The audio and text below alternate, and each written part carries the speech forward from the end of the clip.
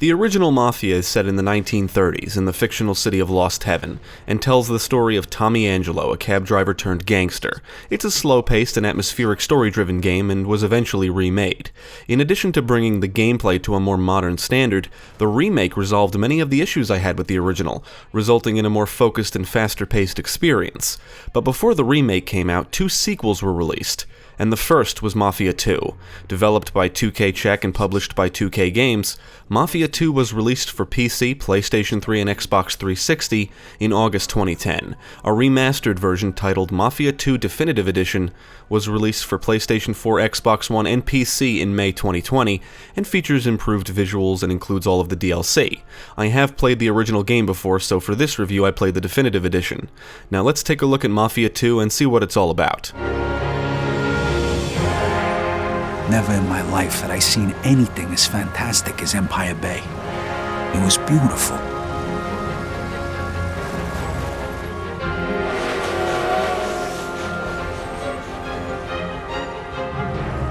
On the other hand, I'd never seen anything filthier, more disgusting than our new shithole of an apartment. Mafia II is set in the fictional city of Empire Bay. The main story starts in the 1940s and ends in the 1950s. The protagonist is Vito Scaletta, and after getting arrested following a robbery, he joins the US Army. When he returns home on leave, his childhood friend Joe Barbaro, who works for the Clementi crime family, makes a call and gets him discharged. After that, Vito begins working for the family with Joe and to help pay off his late father's debts. The plot covers various aspects of the life, including being an associate or recruit, a made man, and prison life, and touches on subjects like loyalty and betrayal. It's a decent mob tale with some interesting twists and turns, and I think the voice acting is pretty good. I feel the performances of the major characters like Vito, Joe, and Henry are better than some of the others, and I think the best performance comes from Robert Costanzo, who voices Joe. How come you know the Bible so good, Henry? You read it or something? Bruno always uses the same quote. I go to church on Sunday, so I asked the priest one time. You go to church? Yeah, and I can understand why you don't. They use big words, there's no hookers, and the food's lousy. Yeah, that pretty much sums it up. The DLC adds 3 storylines to the game: the betrayal of Jimmy, Jimmy's vendetta, and Joe's adventures. Unlike the main story, the missions in these storylines are structured in a non-linear manner, and the gameplay is more arcade-like, complete with a scoring system. The betrayal of Jimmy introduces us to Jimmy, a gun-for-hire who works for different criminals, and is eventually set up and arrested. Jimmy's vendetta picks up where betrayal left off, and follows Jimmy as he hunts down those who set him up. Joe's adventures centers on Joe Barbaro, and his return to Empire Bay after leaving several years prior because of a hit put on him. Unlike the main story, these DLC stories feel like they were slapped together on a budget. Believe me, it was Stan. He's the one who brought the stamps, I swear. Sorry, pal, I heard that one. I ain't lying. It was Stan who told the cops, not me, I swear. Please, please. All right, let's pretend I believe you. Where's Stan right now? His shift just ended. He's heading straight to the train station, catching the 5 o'clock to Brooklyn. Ain't coming back till he has to testify. You know what's gonna happen if you're lying. Each protagonist can walk, run, sprint, sneak, snap to cover, climb, pick locks, and drive vehicles. Vito will move to different safe houses throughout his story, but the other protagonists will have access to multiple. The safe houses are where you can store and access vehicles, change clothes, and eat and drink to replenish health. Health does regenerate to a point, and death will set you back to the last checkpoint. You can perform stealth kills, and will get your hands on a variety of weapons, including handguns, rifles, shotguns, machine guns, grenades, and Molotovs. Plus, there is a simple but fun melee combat system. You can throw light and heavy punches, block, dodge, counter, and perform finishers. Once you learn how to counter, it's like almost impossible to lose fights.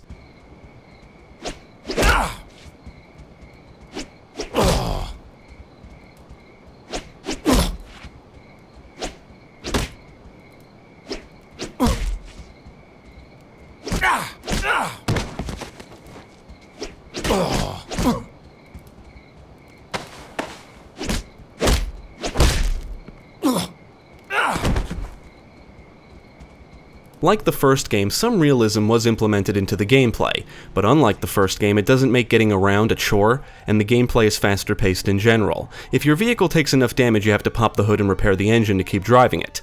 You have to obey the speed limit or you risk attracting police attention, and you can activate a speed limiter that will ensure you don't speed, but unlike the first game, the vehicles in Mafia II are not as slow and clunky, so you can get to places rather quickly. You can run red lights, but any characters that ride with Vito may point out the infraction. Now, if the cops see you driving over the speed limit, crash into other vehicles, steal vehicles, attack people, or see a visible weapon on you, they will come after you. For some infractions, the penalty is only a fine, and for others, they'll try and arrest you.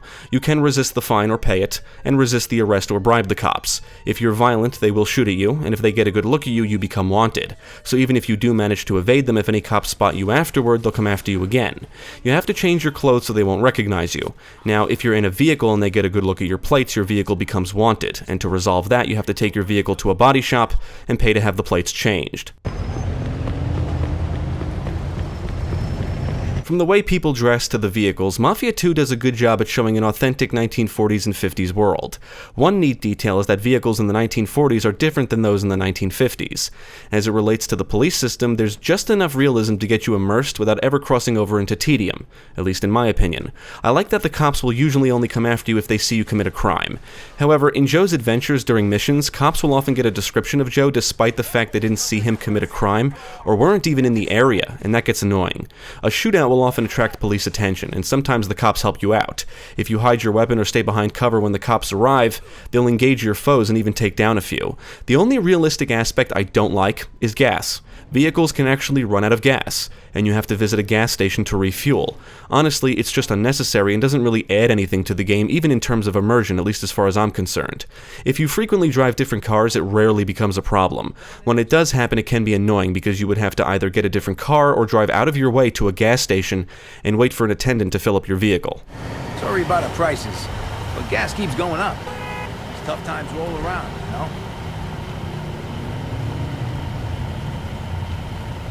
The city of Empire Bay is a rather large place and features different gun and clothing shops, diners and bars. You can take your dirty vehicles to the car wash to have them cleaned, and visit NPCs that offer different services and special merchandise. Money is somewhat important in Mafia II. You need it to pay for food, vehicle customization, clothes, and weapons. Vito and Joe will earn large chunks of money by completing certain missions, but all the protagonists can earn additional cash by robbing shops and crushing cars at the scrapyard. In the Jimmy storylines, Jimmy earns some cash by completing missions, but it's the car jobs that pay the most. Money is less of a problem in the main story because if you just stick to the missions and don't buy a ton of shit, you should always have enough to progress. Due to certain plot points, Vito may have a ton of cash in one mission and then have none in the next. Weapons can always be acquired from fallen enemies, so I rarely felt the need to buy ammo in the main storyline, and you can often replenish health from one of your safe houses, so it's basically unnecessary to drive to a diner or bar to pay for food or drinks. Furthermore, the vehicle customization is more beneficial in the DLC storylines, and only because these missions are timed, so tuned vehicles can get you around faster. Other than tuning and changing your plates, you can repair vehicles and change paint jobs and rims. You can store almost any vehicles you drive in the garages at your safe houses and access them at any time. What do you need me to do? I need you to wait for him in front of Freddy's and follow him to find out if he's involved. And then? If you find out that he had anything to do with this, you whack the bastard. One of my biggest issues with Mafia II is the mission design. A lot of objectives feel more like busy work than fun. For example, picking people up, collecting things, simply driving to a location, and nothing really exciting happens. Now, typically in games like this, I expect early missions to be more mundane because they're more or less designed to show you the ropes. The action does pick up eventually, but the excitement isn't always consistent. Mafia II is a third-person shooter, and the action-oriented missions are easily the most enjoyable. If you're not behind cover during combat, you will probably die, and quickly. Enemies will run around and shoot at you, take cover, and sometimes you'll be accompanied by allies. There are multiple difficulty modes, and I played through the main story on hard and the DLC stories on medium. On hard, the combat scenarios can be intense, because it's much easier to die, so it's wise to take your time, stay behind cover, and not rush through areas. And when you have a moment, always make sure your guns are loaded, because there's nothing more frustrating than getting into a shootout and realizing your weapon isn't loaded. I would try to make sure they were loaded in between missions, but unfortunately, for some reason, you can't pull out your guns in your safe houses, so you have to do it out in the city, and that can be risky because cops may see you, so you have to make sure you're behind a building or somewhere out of view.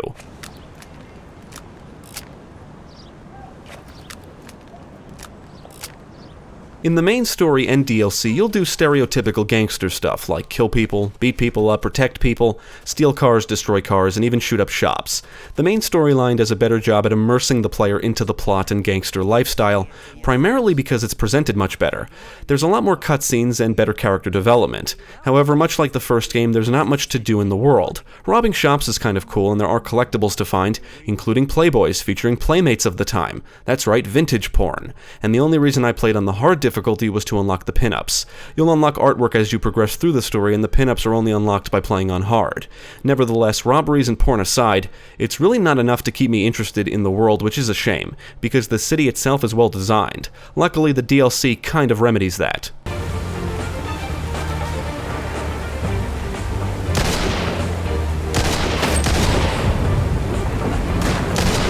One of my gripes with the first Mafia, and even more so with the Definitive Edition, is that there wasn't any Mafia-related side content. Mafia II had the same problem until the DLC was released. The DLCs feel more like collections of small side jobs than worthwhile story-driven experiences, and the jobs typically don't take long to complete. There's no cutscenes for any of the missions in the Jimmy DLCs, and Joe's Adventures offers some what I'll call major story missions that are a little more complex than the simple arcade-style jobs. Ultimately, I found them to be disappointing story-wise, but fun gameplay-wise. Despite the fact these DLCs feel tacked on, they are more action-oriented than the main story. You're scored and ranked in each arcade-style mission, and the goal is to try to set high scores. Each one is timed, and you receive points for driving fast, blowing up cars, and killing enemies, among some other things. If you take out several enemies in a row, you'll receive a multiplier bonus. The faster you complete a mission, the more bonus points you receive. If you run out of time, you fail the mission.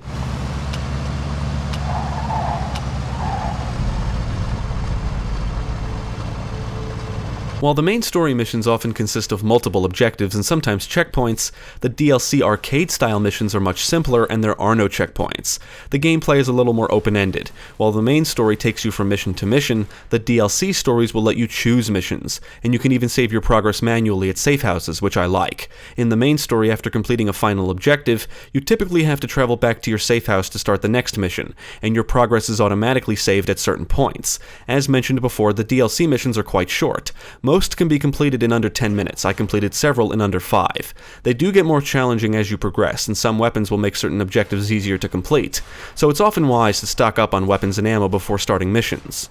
You'll be doing a lot of shooting in these DLCs because most missions require you to eliminate people or will simply put you in situations that will end in firefights. That said, it's a shame they weren't implemented into the main story because I don't think the stories are all that spectacular, but the missions make for fun side content. So that's kind of how I see it, just more things to do in the world. Plus, each mission can be replayed, and the scoring system adds to the replay value. Unfortunately, many of the missions in the Jimmy DLCs feel the same, and because the missions aren't layered, the gameplay gets repetitive. Most objectives are simply go here and kill so-and-so. Sometimes you'll have to blow things up and shoot up shops, but even then, these types of missions typically end in shootouts, so they end up feeling like all the rest. Then there's the car jobs, which are the most lucrative but usually not very exciting. Steal a car and deliver it to a garage. Mission complete. Alright, let's get one of these fucks and teach him a lesson. I think Mafia II was a decent looking game for its time. In fact, when I first played it back when it was new, I thought the city was gorgeous and I loved taking in the sights as I would drive from one location to another. The Definitive Edition does look a little better than the original, but it's not a drastic facelift. Textures look better and environments and character models showcase more details. One thing I really like is the visual effects, specifically the debris that flies through the air as a result of bullets ripping parts of the environment apart. A shootout can result in a ton of debris on the ground along with bodies and objects. Pop-in is often noticeable, which is the only major visual eyesore I can think of. Mafia 2 does include a few radio stations that feature music from the time period, and I thought the original scores were very well done. In fact, I really enjoyed the main menu song. A lot of tunes are dramatic and memorable. As for the sound effects, they get the job done. I think some weapons could sound a bit louder, but overall I don't have too many complaints with the audio.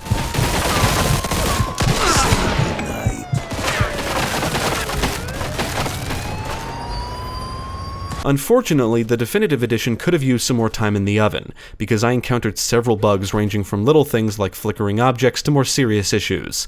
And after doing a little research, I learned I'm not the only one. I would recommend consulting the game's PC Gaming wiki page to read about some issues and instructions on how to fix them. For one thing, the game crashed on me several times during my time with Joe's Adventures. One bug that was very annoying was certain objectives not triggering, specifically the ones where you have to go to your safe house to start the next mission. It only happened to me twice, and it was a nuisance. You can't save manually in the main story, so if you do anything before that objective, like buy shit, none of it is saved until the game autosaves, which normally happens when you complete that objective. Now, during gameplay I noticed some dialogue repeat or get caught in a loop, and during one cutscene Vito's face wasn't animating with what he was saying, and in one instance a character's eyes were not looking in the right direction. Then there's the performance. When I wasn't in combat the game ran silky smooth, but during certain combat sequences the frame rate would tank hard. The longer a shootout lasted, the worse it would get. I think it has to do with all of the debris and particles, but I can't confirm. I tried numerous things like disabling in-game VSync, uncapping the frame rate, turning down some visual settings, but nothing I did resolved the issue. It was more of a problem in the main storyline, and I think that's because some firefights go on a little longer.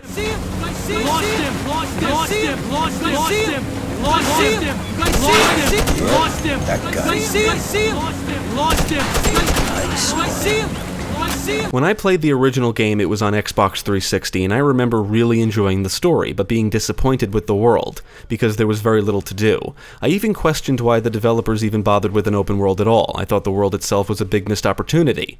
After playing through the first game and Mafia II again, I realized this is just how these games are. They're story-driven experiences set in open worlds. I still enjoy the story and think it's one of Mafia II's biggest highlights, and the gameplay was good enough to keep me going. By today's standards, it's your typical cover-based third-person shooter. The DLC gives you more to do, and I like the arcade-style gameplay, but as for their storylines, they're not worth the time. I really wish the DLC was just integrated into the main story, because the missions would make for great little side jobs to do in between story missions. The main story is the real draw here, especially in terms of immersion. It's a tale about a guy rising through the ranks of the Mafia in the 1940s and 50s, and the game does a great job at capturing the atmospheres of the eras.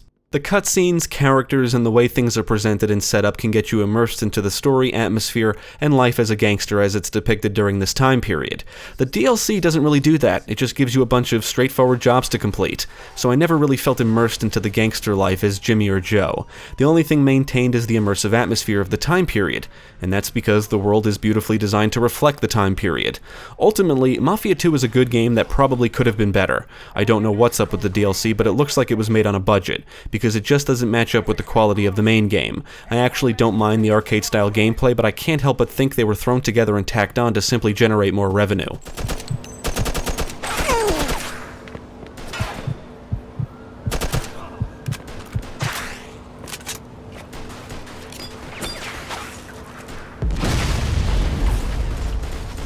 I would recommend Mafia II to fans of the first game and anyone looking for a good mob tale and action game. If you've played the original, I don't think there's enough here to warrant playing through the definitive edition, unless you want to experience the story again, and as of this review, it is quite buggy. The story is good, the gameplay is decent, and despite the low-quality DLC, it does add replay value to the game. If you're interested, you might want to wait for a sale, but definitely check it out.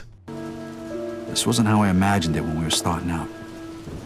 I dreamed of money, cars, women, respect, freedom. I guess I ended up getting all that, more or less. But along with it came prison, living in constant fear, and the blood of my friends. I ducked it as long as I could, but it was finally catching up with me. It was all just a matter of time. Thank you for watching. If you enjoyed this video, check out the rest of our channel, follow us at the links below, and you can also support us on Patreon. If you're interested in more gaming content, check out our friends over at Gamecast.